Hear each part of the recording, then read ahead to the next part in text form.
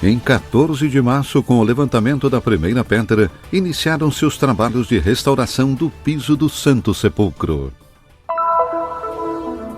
À espera da Páscoa, os franciscanos da Custódia da Terra Santa estão promovendo uma peregrinação semanal aos lugares da paixão de Jesus.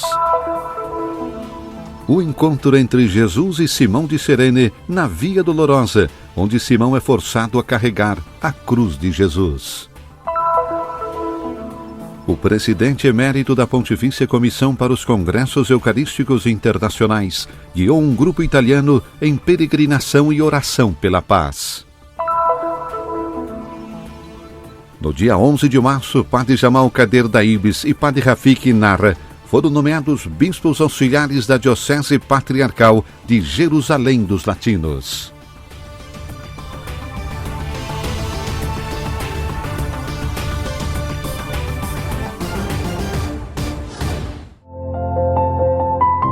Nesta segunda-feira, 14 de março, as comunidades guardiãs da Basílica do Santo Sepulcro se encontraram para a cerimônia de lançamento do projeto de conservação do piso da Basílica. Presentes com Frei Francesco Paton, custódio da Terra Santa, o patriarca greco-ortodoxo de Jerusalém, Teófilo III, o sacristão do patriarcado armênio, Sevan Galibian, que confiaram à custódia da Terra Santa a tarefa de encarregar-se das intervenções. Também presentes, o delegado apostólico para Jerusalém, Sua Excelência Dom Adolfo Tito Irlana, e Frá Dobromir Yastal, vigário da custódia. O início da cerimônia se deu em frente à edícula do Santo Sepulcro, com a oração e o discurso de cada participante. Em seguida, os representantes das 3 comunidades e as instituições envolvidas se dirigiram ao corredor em frente à sacristia dos franciscanos para a retirada da primeira pedra, de onde começarão os trabalhos. O evento contou com a presença de representantes das instituições que estão realizando o projeto de restauração: a Universidade La Sapienza de Roma, o Centro de Conservação e Restauração La Venalia Reale, o Politécnico de Milão, a empresa Manis de Pádua e a empresa Engenharia Geotécnica de Turim. Well, we have been waiting for this moment, and it's a great blessing indeed for us. Tenho aguardado esse momento e essa é uma grande bênção para nós. Como todos sabem, os trabalhos de restauração da edícula já foram concluídos e era imperativo concluir esses trabalhos antes para restituir a beleza e a santidade do Santo Sepulcro. Restore back the beauty and the holiness and the sanctity of the Holy Sepulchres. Hoje eu diria que é um dia abençoado, pois juntos, após esse longo período de estudos e também após os desafios enfrentados durante a pandemia, conseguimos iniciar a segunda fase dos trabalhos. Portanto, ter começado é motivo de grande alegria. E eu diria mais, é motivo de grande alegria poder preparar juntos esta segunda intervenção com um sentido ecumênico e com um sentimento verdadeiramente fraterno. É um trabalho muito importante, não só para nós, mas também para Deus, porque queremos que esse lugar santo seja apresentável, limpo, agradável, para glorificar a Deus. Estamos espiritualmente felizes por estarmos participando de algo tão bom, para Deus e para os nossos fiéis. Estou feliz, toda a comunidade de Jerusalém está feliz por termos finalmente decidido iniciar as obras e rezamos para que tudo dê certo com a reforma e que tudo seja feito corretamente, no prazo e de maneira construtiva.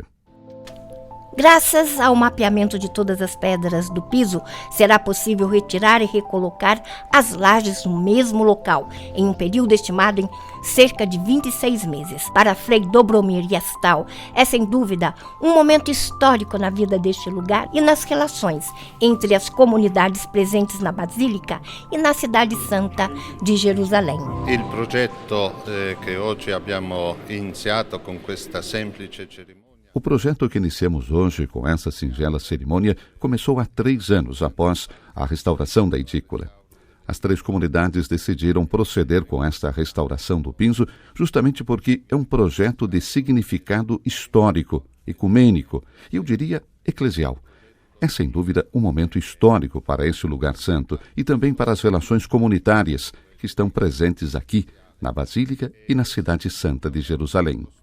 Nella storia di questo posto e anche nella storia, direi, delle relazioni delle comunità che sono presenti qui nella Basilica e in Città Santa di Gerusalemme. Todos os dias, centenas de peregrinos visitam a Igreja do Santo Sepulcro e, mesmo com esta intervenção, os fiéis poderão continuar a visitar a Basílica, o lugar mais especial para o mundo cristão.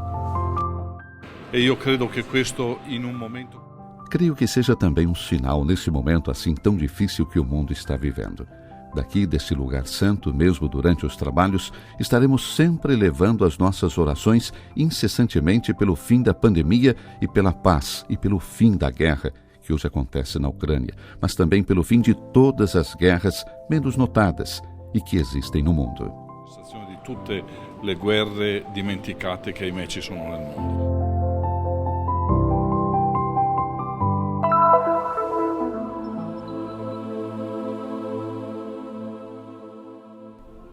Na quarta-feira, 16 de março, começaram em Jerusalém as peregrinações quaresmais dos franciscanos aos lugares santos. A tradição de celebrar a missa nos lugares onde ocorreram os momentos da paixão de Jesus remontam aos primeiros séculos da era cristã.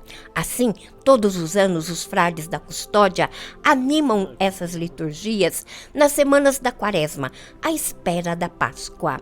A pequena igreja do Dominus Flevit tem uma capela em forma de lágrima, situada na metade da estrada ao longo da encosta ocidental do Monte das Oliveiras e recorda o episódio evangélico em que Jesus chorou pelo futuro de Jerusalém. Durante a entrada triunfal de Jesus em Jerusalém, no primeiro domingo de Ramos, as multidões estendiam seus mantos na rua diante dele, exclamando: Hosana ao filho de Davi, bendito que vem em nome do Senhor, hosana nas alturas.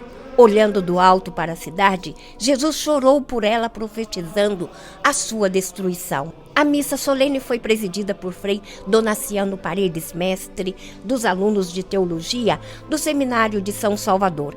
Foi concelebrada pelo superior da Dominus Flevit, Frei Sebastiano Eclimes, pelo guardião do convento de São Salvador, Frei Marcelo Tichinelli, juntamente com os frades da custódia e outros religiosos de Jerusalém. A homilia foi proferida por Dom Carlo Giuseppe Adesso, da Diocese de San Marino, na Itália, e a serviço da custódia.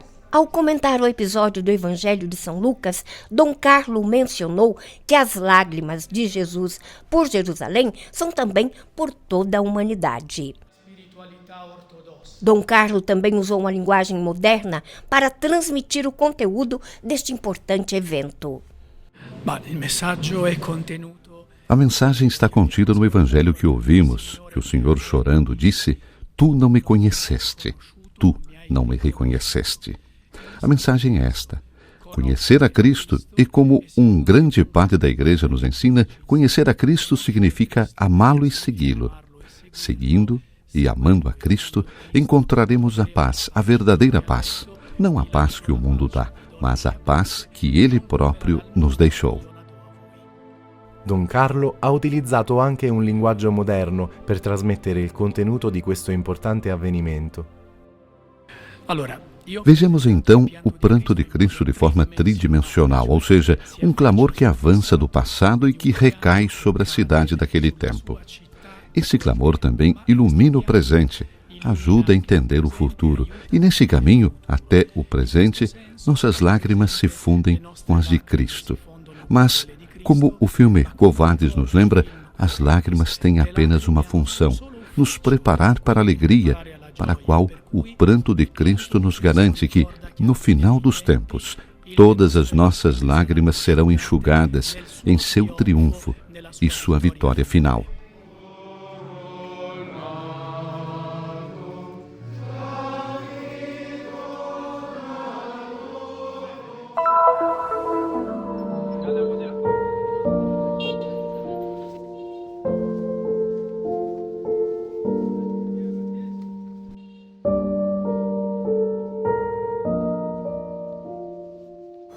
No caminho rumo ao Calvário, Jesus certamente encontrou muitas pessoas. Muitos estavam indiferentes, acostumados a esse espetáculo, ver mais uma sentença de morte passar. Alguns certamente o insultaram e zombaram dele. No meio dessa multidão, recordamos um certo Simão Cireneu, que se torna companheiro de Jesus no último trecho da sua estrada. No terceiro episódio do nosso especial quaresmal para descobrir as figuras do Evangelho que encontraram Jesus nos dias de sua paixão, fizemos uma parada na 5ª estação da Via Crucis. Os evangelhos relatam que os soldados pararam um homem originário de Cirene, do norte da África, quando este voltava dos campos. Talvez esse fosse o caminho que ele costumava tomar, ou talvez naquele dia estivesse passando ali por acaso. O fato é que o último trecho do caminho de Jesus se torna o mesmo caminho de Simão. A 5ª estação da Via Crucis recorda justamente esse episódio.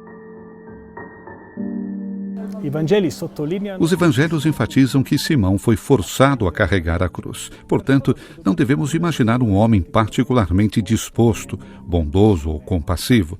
Ele foi obrigado pelos soldados.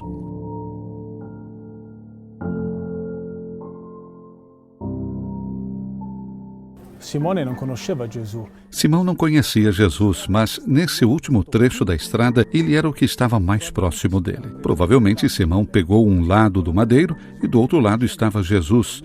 Então, eles continuaram o caminho da cruz lado a lado. Provavelmente foi um encontro silencioso. Talvez Simão só tenha ouvido os gemidos de dor do homem da cruz. Mas certamente seus olhares se cruzaram. Provavelmente, esse foi o momento em que Simão aceitou carregar a cruz com Jesus.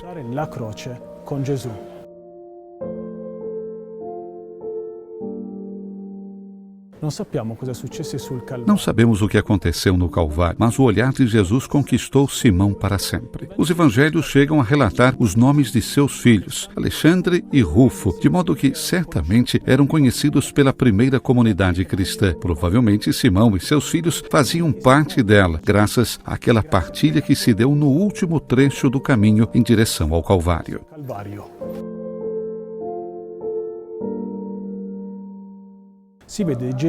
Vemos Jesus caído no chão, dominado pelo peso da cruz. E atrás da cruz vemos o Cireneu, Simão, que a toma para si. Mas nesse momento é o próprio Jesus que toma de novo a cruz de Simão. Então a pergunta que esta tela nos coloca é: quem carrega quem?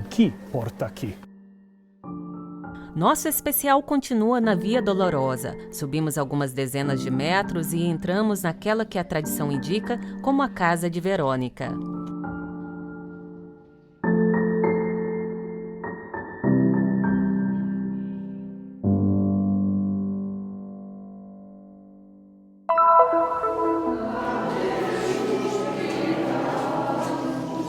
A cada dia cresce o número de peregrinos na Terra Santa. Um grupo italiano guiado por Sua Excelência Monsenhor Piero Marini, arcebispo da Cúria Romana, percorreu os lugares santos. A visita teve início na região da Galileia. Os peregrinos participaram da procissão das luzes na Basílica da Anunciação, uma noite dedicada à oração pela paz na Ucrânia, mas também por todos que sofrem por causa das guerras. Ao final da celebração, Monsenhor Marini acendeu a luz da paz na Gruta da Anunciação. A peregrinação acontece em um momento difícil. Nós viemos da Europa, onde ainda há guerra. Somos cristãos, e ser cristão significa ser pela paz. Já em Jerusalém, o grupo celebrou no Santuário da Flagelação e percorreu as vias da cidade antiga, contemplando o mistério da paixão do Senhor. Para as religiosas da Congregação Apóstolos do Sagrado Coração, esta foi a primeira experiência como peregrinas na Terra Santa. Nesse tempo de Quaresma, fazendo esse caminho de peregrinação, aproveitando também a situação que estamos vivendo de guerra, tem um motivo também de a gente oferecer todo esse peregrinagem que a gente está fazendo por todas as pessoas que sofrem, que estão precisando, e pela paz do mundo. Para mim é uma emoção muito grande pisar na terra onde Jesus esteve, a sua mãe, os apóstolos. Isso me edifica muito a fé. E eu deixo uma mensagem, que sejamos neste mundo que estamos vivendo testemunhas da esperança. Levamos a alegria do coração de Jesus e de Nossa Senhora a todas as pessoas que precisam. Vim com muita alegria à Terra Santa para ser um sinal aos outros. É preciso voltar à vida normal. Mas não somente. Do ponto de vista espiritual, isso quer dizer voltar à fonte, ou seja, que devemos voltar ao Evangelho. Dom Piero Marini trabalhou em vários organismos da Santa Sé, com ligação direta na reforma litúrgica proposta pelo Concílio Vaticano II. Foi nomeado mestre de cerimônias por João Paulo II em 1987. Fez parte de acontecimentos importantes da história recente da Igreja Católica. Realizou viagens apostólicas com João Paulo II e Bento XVI. Suas atuações nas celebrações do Grande Jubileu do ano 2000 foram significativas. Preparou também o funeral de João Paulo II, o conclave e posse de Papa Bento XVI. Cada um durante a sua peregrinação deve apegar-se ao Evangelho, à fé. A vida de Jesus foi um caminho para Jerusalém. Os evangelistas dizem que, mais que uma indicação geográfica, é uma indicação teológica. Era un'indicazione teologica, nel senso che tutta la vita del Signore. Toda a vida de Jesus foi uma atenção em direção à sua paixão, morte e ressurreição. Assim também a nossa vida, dia após dia, deve ser um caminho de seguimento do Senhor, aceitando as dificuldades e pensando que um dia estaremos com Ele e nossos irmãos na fé. Le difficoltà e pensando che un giorno potremo essere insieme con Lui e con tutti i nostri fratelli della fede. O Patriarcado Latino de Jerusalém tem 2 novos bispos. O Santo Padre nomeou bispos auxiliares da Diocese Patriarcal de Jerusalém, dos Latinos, o reverendo Jamal Hader Daibes, do clero da mesma circunscrição, vigário patriarcal para a Jordânia, atribuindo-lhe a sé titular de Patara, e o reverendo Rafik Nahra, sacerdote fideidônimo da Arquidiocese de Paris, vigário patriarcal para Israel, atribuindo-lhe a sé titular de Verbe. A nomeação foi anunciada em 11 de março pela Santa Sé, que a divulgou no Boletim Diário. Em Jerusalém, no Patriarcado Latino, sua Beatitude Per Batista Pizzaballa, Patriarca Latino de Jerusalém, juntamente com Dom Adolfo Tito Ilana, delegado apostólico para Jerusalém, formalizou na presença das comunidades católicas da Terra Santa. Dom Jamal Hader Daibes é palestino, frequentou o seminário de Beit Jala e foi ordenado sacerdote em 8 de julho de 1988. Foi vigário da paróquia Cristo Rei em Amã, professor do seminário de Beit Jala e pároco da paróquia Santo Elias na Jordânia. Completou seus estudos em Roma, onde em 1998 obteve o doutorado em Teologia Dogmática. De volta à diocese, foi professor e depois reitor do seminário, chefe do Departamento de Estudos Religiosos da Universidade de Belém e decano da Faculdade de Letras, pároco da Paróquia da Sagrada Família em Ramala e o diretor das escolas do Patriarcado Latino na Palestina. Desde julho de 2021, é vigário patriarcal na Jordânia. Prende com um senso de responsabilidade. Assumo essa nomeação com o sentimento da responsabilidade. Agradeço ao Santo Padre e ao Patriarca. Deus nos dá uma graça e com a graça também a responsabilidade. Preciso das orações de todos os fiéis, para que possamos servir melhor a Igreja juntos, com a imagem do bom pastor. Essa é a imagem que tenho sempre à minha frente para melhor servir e servir todo o povo de Deus. Servire tutto il popolo di Dio. Dom Rafik Nahra nasceu no Egito e de pais libaneses. Criado no Líbano, estudou em Paris, onde se formou em engenharia e exerceu a profissão por 2 anos. Ingressou no Seminário de Paris em 1987 e foi enviado a Roma para estudos, obtendo primeiro o bacharelado em teologia e depois a licenciatura em Sagrada Escritura. Foi ordenado sacerdote em 1992 para a Arquidiocese de Paris. Posteriormente, obteve em Jerusalém seu mestrado em pensamento judaico e seu doutorado em literatura judaico-árabe, e dirigiu o departamento de pesquisa sobre judaísmo e cristianismo no Colégio dos Bernardinos, em Paris. Retornando a Jerusalém como fidei donum, foi responsável da comunidade católica hebraica de Jerusalém e posteriormente responsável do Vicariato de São Tiago. Desde 2021, é vigário para Israel. Prima di tutto ringrazio il Signore di farmi fiducia, io povero. Antes de tudo, agradeço ao Senhor por confiar em mim, pobre homem. Gostaria de servi-lo com a ajuda da oração de todos, porque este é um serviço da Igreja, a Igreja de Jesus Cristo. O patriarcado latino não é novo para mim. Há anos que sirvo aqui, a essa terra que me toca muito e ao povo que amo e quero servir. Agora, esta nova missão é uma missão que me faz sentir particularmente ainda mais responsável para com os cristãos que estão em Israel, que estão em Nazaré, onde vivo. Peço ao Senhor a graça de lhes mostrar a face de Cristo, de lhes mostrar também a beleza da Igreja. Mostrargli il volto di Cristo, mostrargli anche la bellezza della Chiesa.